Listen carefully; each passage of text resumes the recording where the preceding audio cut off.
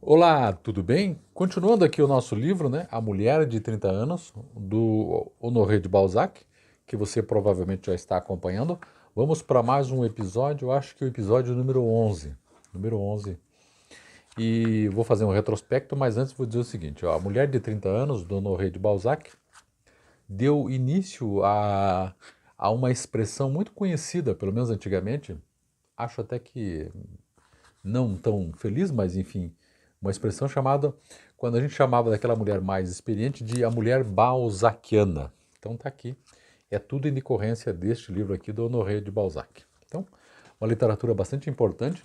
Esse é um romance que é ambientado ali mais ou menos na França na época de Napoleão. Então Napoleão já foi destituído e o romance se passa naquela época mais ou menos.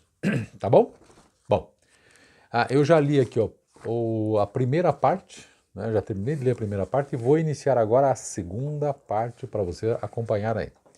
A primeira parte nós tivemos, digamos que vários capítulos, né? O primeiros erros, e esses primeiros erros são compostos de vários sub ainda capítulos, e aí nós já terminamos isso tudo aqui. E também relembrando, o finalzinho da primeira parte é aquela em que houve o falecimento, a morte do Arthur. O Arthur é aquele inglês interessadíssimo em Júlia, embora ela, casada, fosse com o Vitor aqui. Tá certo? Vamos continuar firmes e fortes, então, no nosso trabalho? Vamos lá. Segunda parte, então, Sofrimentos Desconhecidos. Esse é o título agora do nosso livro físico aqui. Página 85. Eu devo ter feito quase um pouquinho mais, um pouquinho menos da metade já do livro. Vamos lá então. Sofrimentos desconhecidos. E vou fazendo pontuações necessárias aqui. Entre o pequeno rio Loing e o Sena, estende-se uma vasta planície cercada pela floresta de Fontainebleau e pelas cidades de Morret, Nemours e Monterreau. Essa região árida oferece à vista apenas umas raras elevações. Por vezes, no meio dos campos, alguns capões que servem de refúgio à caça. Depois, por toda a parte, essas linhas infinitas cinzentas ou amareladas, peculiares aos horizontes da Sologne, da Beauce e do Berry. Então, em meio a essa planície, entre Morret e Monterreau, o viajante divisa um velho castelo chamado Saint-Lange, a cujos arredores não falta grandeza nem majestade. São magníficas avenidas de olmos, fossos, longas muralhas, jardins imensos e vastas construções senhoriais que, para serem erguidas, necessitavam dos impostos extorsivos, das fraudes autorizadas ou das grandes fortunas aristocráticas, hoje em dia destruídas pelo martelo do Código Civil. Bom, se algum artista ou sonhador, por acaso, se perder nos caminhos intricados ou nas terras compactas que defendem a região, perguntará a si mesmo por que capricho esse poético castelo foi erguido nessa savana de trigo, nesse deserto de greda, de marga e de areia onde a alegria morre, onde infalivelmente a tristeza nasce, onde a alma é incessantemente oprimida por uma solidão sem voz, um horizonte monótono, belezas negativas, mas favoráveis aos sofrimentos que não desejam consolo. Então, esse castelo fica numa região que oferece, enfim, tudo de ruim para o passante, para a pessoa que está por ali e está observando esse todo esse lugar.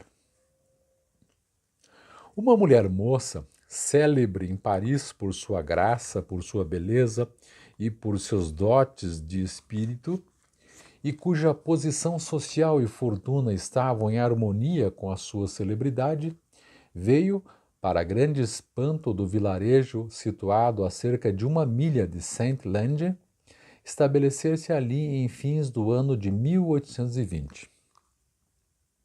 E aqui uma correção dos tradutores, dizendo o seguinte: esta data parece errada. Deveria ser substituída por 1823, pois a morte de Arthur ocorreu neste ano, 1823. Conforme também a nota de uma outra página aqui, lá para trás, página 46. Enfim, desde tempos imemoriais que os rendeiros e camponeses não vinham os donos do castelo. Apesar de ter um rendimento considerável, as terras estavam abandonadas ao cuidado de um administrador e guardadas por velhos serviçais. Por isso, a viagem da senhora Marquesa causou uma certa sensação na região. Então, parece-me que a Marquesa, que é a Júlia, estava viajando para aquele lugar ali. Muitas pessoas tinham se agrupado na entrada da vila, no pátio de um albergue situado no entroncamento das estradas de Nemours e Morret, para verem passar a Caleça, que avançava lentamente, pois a marquesa viera de Paris com os seus cavalos. No assento dianteiro, a criada de quarto fazia companhia a uma menina mais tristonha que risonha. A mãe vinha no fundo, imóvel como um moribundo que os médicos tivessem enviado para o campo. A fisionomia abatida dessa jovem senhora delicada não satisfez muito aos políticos da vila, que com sua chegada a Saint-Lande passaram a ter esperança de um movimento qualquer na comuna. Na verdade, qualquer espécie de movimento era visivelmente antipático àquela mulher sofredora. Veja que ele desenvolve aqui uma descrição da Júlia bastante sofredora, né? Pelo que ela já passou, que a gente já viu, que passou, que perdeu lá aquele rapaz que ela amava também bastante, né? Tinha uma paixão por ele. Então ela vinha num sofrimento e vinha para um lugar também que não oferecia grandes alegrias. Vamos lá, página 86. O homem mais inteligente da vila de Saint-Lande declarou à noite, na taberna onde bebiam as pessoas importantes do lugar, que, pela tristeza estampada em seu rosto, a marquesa devia estar arruinada. Na ausência do marquês, que os jornais designavam como devendo acompanhar o duque d'Angoulême à Espanha, ela ia economizar em Saint-Lande a quantia necessária para cobrir os prejuízos resultantes de especulações na bolsa. Então o marido estava acompanhando na Espanha o duque d'Angoulême. O Marquês era um dos maiores jogadores. Então aqui também a gente já sabe e vê um outro traço do Marquês, do Vítor, que ele era um jogador contumaz. Talvez as terras fossem vendidas em pequenos lotes. Haveria então boas oportunidades para negócios. Cada um deveria tratar de contar seus escudos, tirá-los do cofre. Escudos aqui me parece que dinheiro, né? Balancear os recursos a fim de ter sua parte na divisão de Saint-Lande. Essa perspectiva pareceu tão bela que cada um dos figurões, impaciente por saber que se ela tinha fundamento, pensou na maneira de saber a verdade por meio dos serviçais do castelo. Mas nenhum deles pôde informar sobre a catástrofe que levava sua patroa, no início do inverno, para o velho castelo de Saint-Lande. Quando o casal possuía outras terras famosas pela paisagem alegre e pela beleza dos jardins. Então, a vinda dela, sozinha, só com a criadagem, para aquele lugar triste e enfadonho, fez com que a vila começasse a pensar: provavelmente ela vem para cá porque o marido, jogador contumaz, deve estar devendo dinheiro. Provavelmente alguém pensou assim, eles vão vender aqui as terras e aí será um bom negócio para nós, as pessoas que moravam lá nesse vilarejo. O Maire foi apresentar seus cumprimentos à marquesa, mas não foi recebido. Maire, aqui, ou Maire, não sei como é que é a pronúncia, é o chefe da administração comunal ou cantoral. Acredito que seria uma espécie de prefeito, administrador do lugar. E ele foi apresentar seus cumprimentos a ela, Júlia Marquesa, mas não foi recebido. Depois dele, apresentou-se o administrador de rendas, mas sem maior sucesso. Talvez esse administrador de rendas fosse ou seja aqui uma espécie de tesoureiro, né? Vamos lá.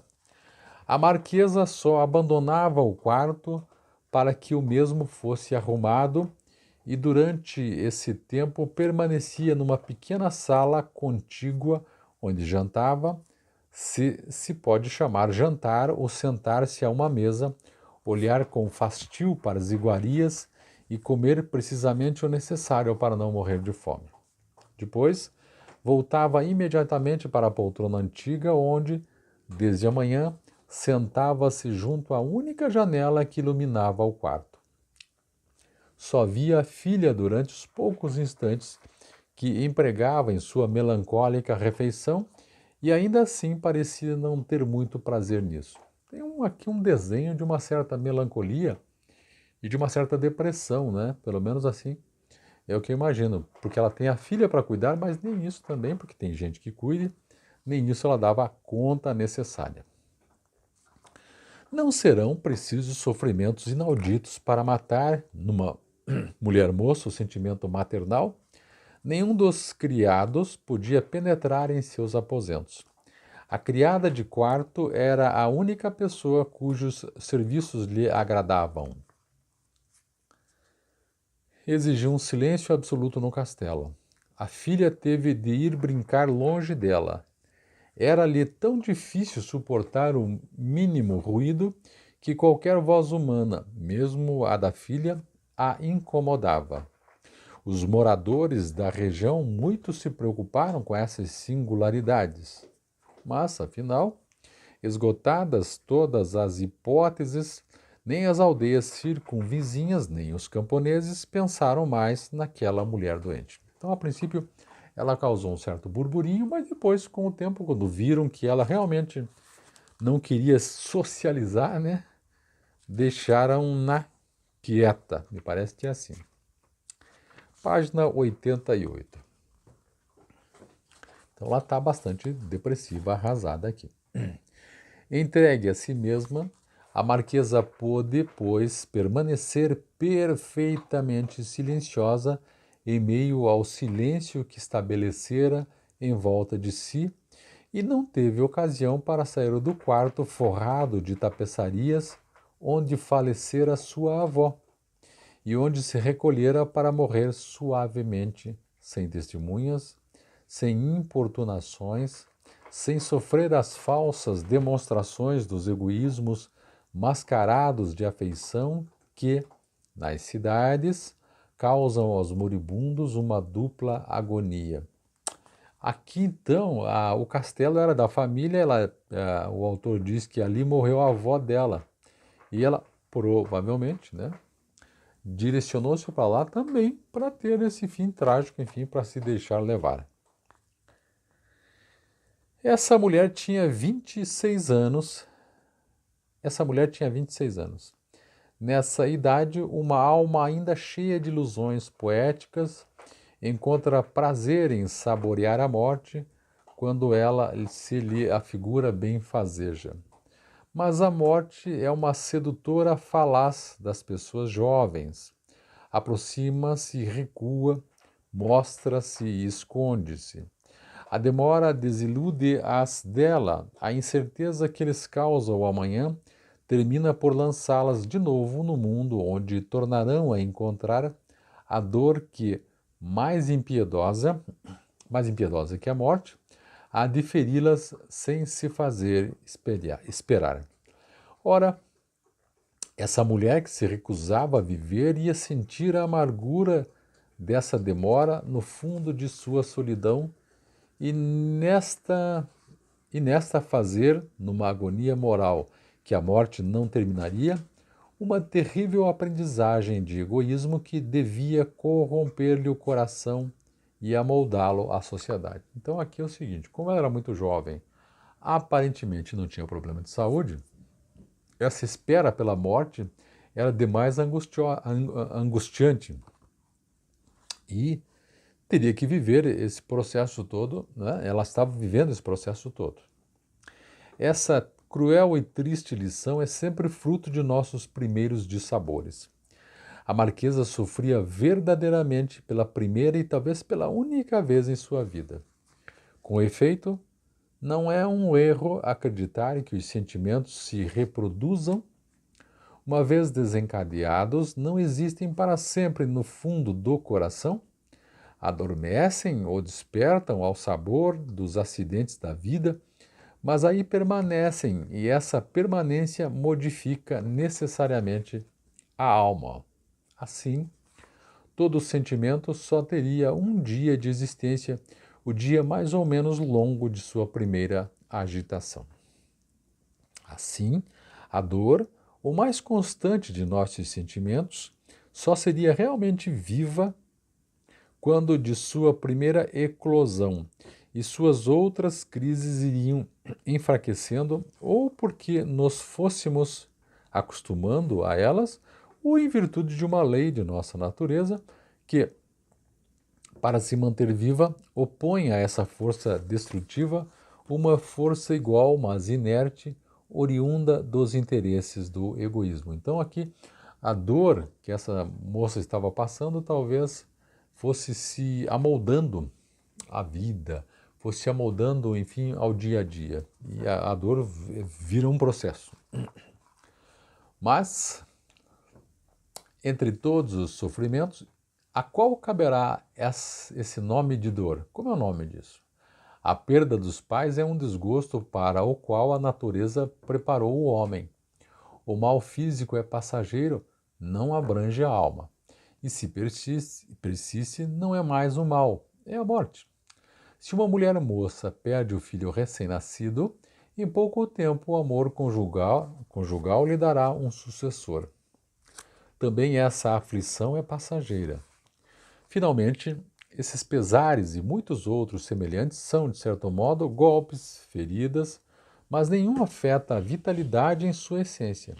E é mister que se sucedam de um modo raro para matar o sentimento que nos leva a procurar a felicidade.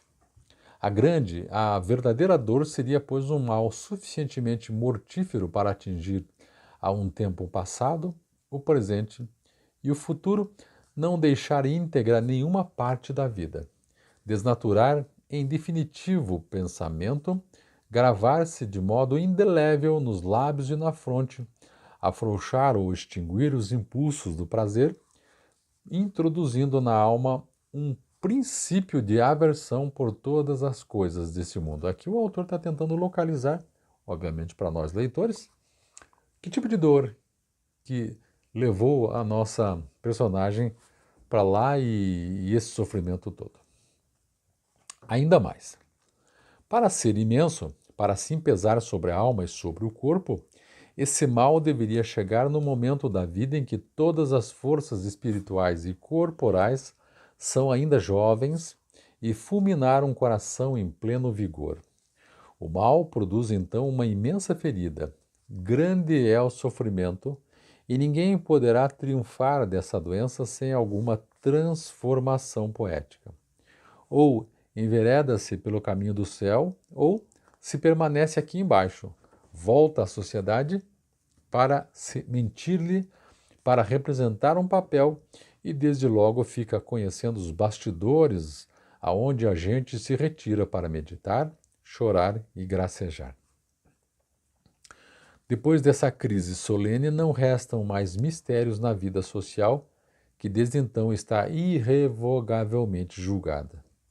Nas mulheres da idade da marquesa, então 20 e poucos anos, essa primeira e mais pungente de todas as dores é sempre causada pelo mesmo fato. Estamos chegando à definição do sofrimento dela, aliás, por que ela está sofrendo. A mulher, e principalmente a mulher nova, tão grande pelo espírito como pela beleza, jamais deixa de consagrar sua vida àquilo a que a natureza, o sentimento e a sociedade a impelem inteiramente. Se essa vida vem a falhar e se ela continua na terra, experimentará os mais cruéis sofrimentos, pela razão que torna o primeiro amor o mais belo de todos os sentimentos. Aqui o sofrimento pelaquela paixão. Estou denominando paixão. Outro fala em amor aqui. Por que essa desgraça não teve jamais um pintor, nem um poeta? Mas será possível pintá-la? Será possível cantá-la? Não. A natureza das dores que ela engendra escapa à análise e às cores da arte. De resto, esses sofrimentos nunca são confiados. Para consolar deles uma mulher é preciso adivinhá-los, porque, sempre amargamente contidos e religiosamente sentidos, eles permanecem na alma como uma avalanche que, precipitando-se num vale, destroça tudo antes de encontrar um caminho. Vamos lá, página 90 ainda. A marquesa estava tão entregue a esses sofrimentos que por muito tempo ainda permanecerão desconhecidos, porque tudo no mundo os condena, ao passo que o sentimento os afaga, e a consciência de uma verdadeira mulher sempre os justifica. Acontece com esses sofrimentos o que acontece com as crianças infalivelmente deserdadas da vida, que estão ligadas por laços mais fortes ao coração das mães do que os filhos bem dotados. Jamais, talvez, essa medonha catástrofe que mata tudo o que há de vida além de nós mesmos tenha sido tão viva, tão completa, tão cruelmente agravada pelas circunstâncias como acabava de ser para a marquesa. Um homem adorado, jovem e generoso, a cujos desejos jamais acedera, a fim de obedecer às leis da sociedade, tinha morrido. Tinha morrido para lhe preservar aquilo que a sociedade chama a honra de uma mulher. A quem podia ela dizer: eu sofro? Suas lágrimas ofenderiam o marido, causa primeira de sua desgraça. As leis e os costumes proscreviam seus queixumes. Uma amiga ter-se-ia rejubilado com eles. Deles um homem se teria aproveitado. Não. Aquela pobre infeliz só podia chorar à vontade num deserto, tragar na solidão seu sofrimento ou ser tragada por ele, morrer ou matar qualquer coisa em si, sua consciência, talvez. Relembrando também aqui a história lá atrás do Arthur, que é o texto aqui está falando da morte dele,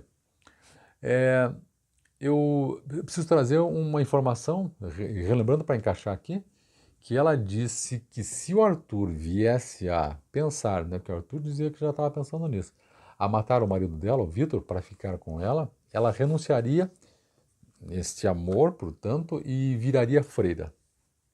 Mas ela nunca imaginou que ele poderia morrer. O que ela disse é: se afaste, vai para a Inglaterra e a gente nunca mais se vê, embora. Lá atrás nós vimos no episódio anterior que ela meio que stalkeava as notícias lá da Inglaterra, e ela estava morando na França. Então ficava stalkeando, provavelmente através dos jornais, notícias para saber sobre o nosso jovem amigo aqui, que depois acabou falecendo. Vamos lá? Página 91 agora. Havia alguns dias que ela permanecia com os olhos fixos num horizonte plano onde, como na perspectiva de sua vida, não havia nada a procurar, nada a esperar, onde tudo se abrangia com um só relance e onde encontrava as imagens da fria desolação que lhe despedaçava o coração. As manhãs brumosas, um céu de claridade fraca, nuvens correndo baixo sob uma abóbada cinzenta, ajustavam-se ao estado de sua doença moral. O coração não se lhe comprimia, não estava nem mais nem menos fanado, não. A sua natureza viçosa e florida petrificava-se pela ação lenta de uma dor intolerável, porque sem fim. Sofria por si e para si. E sofrer assim não será tomar pé no egoísmo? Tenebrosos pensamentos atravessavam-lhe a consciência, ferindo-a. Interrogava-se de boa fé e achava em si duas mulheres, uma que raciocinava e uma que sentia, uma que sofria e uma que não queria mais sofrer. Reportava-se às alegrias de sua infância, decorridas sem que lhe sentisse a felicidade, cujas imagens límpidas acudiam-lhe em tropel como que para lhe acusar as decepções de um casamento afortunado aos olhos da sociedade e horrível na realidade. De que lhe tinham servido os pudores da juventude, os prazeres reprimidos e os sacrifícios feitos à sociedade? Se bem que tudo nela exprimisse e esperasse o amor, perguntava a si mesma para que agora a harmonia de seus movimentos, seu sorriso e sua graça? Sua mocidade e voluptuosidade tinham para ela o mesmo caráter irritante que um som repetido indefinidamente. Sua beleza era-lhe insuportável como uma coisa inútil. Via com horror que não mais poderia ser uma criatura completa. Seu eu interior não perdera a faculdade de sentir as impressões novas que tanto encanto dão à vida? Para o futuro, a maior parte de suas sensações se desvaneceriam tão logo fossem recebidas e muitas das que outrora a tinham emocionado iriam agora tornar-se-lhe indiferentes. Depois da infância da criatura vem a infância do coração. E seu amado levara para a tumba essa segunda infância. Jovem ainda por seus desejos, ela não mais possuía essa completa juventude de alma que dá a tudo na vida seu valor e seu sabor. Não guardaria em si um princípio de tristeza, de desconfiança, capaz de arrebatar as suas emoções, seu vigor, seu arrobo? Porque nada mais poderia dar-lhe a felicidade que esperava, que sonhara tão linda. Suas primeiras lágrimas verdadeiras apagavam esse fogo celeste que ilumina as primeiras emoções do coração. Ela devia sofrer sempre por não ser o que poderia ter sido. Dessa crença deve proceder o amargo desencanto que leva a virar o rosto quando de novo o prazer se apresenta. Então tá revivendo e recolocando, assim como se fosse um grande filme, tudo o que ela poderia ter feito para ser feliz e não fez. Aqui em vários aspectos, né? Em vários aspectos. Em vários aspectos relacionados à paixão dela, evidentemente. Agora, ela julgava a vida como um ancião prestes a deixá-la. Embora sentindo-se jovem, a totalidade de seus dias sem alegria caía-lhe sobre a alma, esmagando-a e envelhecendo-a antes do tempo. Num grito de desespero, perguntava ao mundo o que ele lhe daria em troca do amor que a ajudara a viver e que ela havia perdido. Perguntava a si mesma se em seus amores desfeitos, tão castos e puros, o pensamento não tinha sido mais culpável que a ação. Percebe? Porque, embora ela não tenha partido atrás desses amores, notadamente da paixão dela, mas ela pensava nisso. Então, portanto, o pensamento não tinha sido mais culpável que a ação. Sentia prazer em fazer-se culpada para insultar a sociedade, e se consolar de não ter sido com aquele que pranteava essa comunhão perfeita que, justapondo as almas uma à outra, diminui a dor da que fica pela certeza de ter inteiramente gozado da felicidade, de ter sabido plenamente proporcioná-la e de conservar em si mesma uma marca da que já não existe. Achava-se descontente como uma atriz que falhou num papel, porque essa dor lhe atacava todas as fibras, o coração e o cérebro. Se a natureza estava contrariada em seus mais íntimos impulsos, a vaidade não estava menos ferida que a bondade que leva a mulher a sacrificar-se. Depois, agitando todas as questões, revolvendo todas as fontes das diferentes existências que nos dão as naturezas social, moral e física, ela relaxava tanto as forças da alma que, em meio às mais contraditórias reflexões, não conseguia agarrar-se a nada. Assim, por vezes, quando caía o nevoeiro, ela abria a janela e ali ficava sem pensar em nada, ocupada em respirar maquinalmente o odor úmido e terroso espalhado no ar, de pé, imóvel, aparentemente idiota, porque o zumbido de sua dor tornava-a igualmente surda às harmonias da natureza e aos encantos do pensamento. Aqui eu quero dar uma parada porque agora nós vamos começar um pequeno diálogo dela com a pessoa que trabalha com ela, a criada de quarto.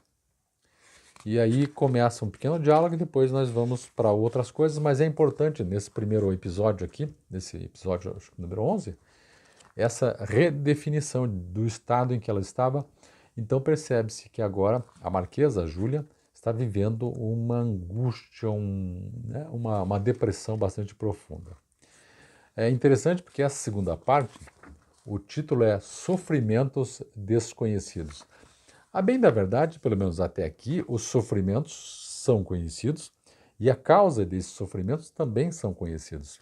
O autor veio dizendo aqui, da página 85 até a página 92, fazendo uma descrição bastante abrangente do estado de espírito da nossa protagonista aqui. Tá certo? Então ficamos assim, 32 minutos. E no próximo episódio eu retomo daí com o diálogo dela com a criada. Faço essas interrupções para a gente poder compreender esse momento. Não quero misturar uma situação na outra, então eu fecho aqui, que foi uma descrição muito legal, muito bacana, a respeito do estado de espírito da Marquesa. Então é isso, muito obrigado, estamos quase no meio do livro. É isso aqui, ó, o livro, então, a mulher de 30 anos, a mulher insatisfeita não tem o direito de procurar o amor fora do casamento, aqui, Honoré de Balzac, o que deu a ideia de se traçar aqui para aquela mulher jamais madura, a expressão de mulher balzaquiana, se usou bastante esse termo, tá certo? Então é isso, muito obrigado por acompanhar, um grande abraço, até mais.